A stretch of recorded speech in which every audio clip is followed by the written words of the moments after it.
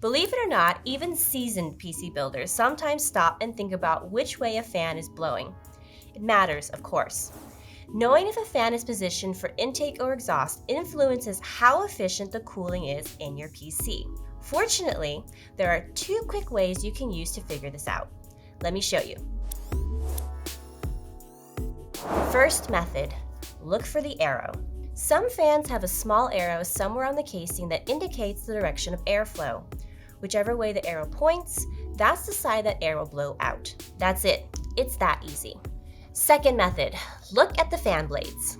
If your fan has no arrow indicating airflow direction, or you're trying to eyeball fans that are already installed in a case or on a CPU cooler and you don't want to unmount them, you can instead look at the fan blades. When they look rounded, that is, they're curving away from you, that's the intake side. Or, put in more technical terms, the convex side of the fan blades is the intake side.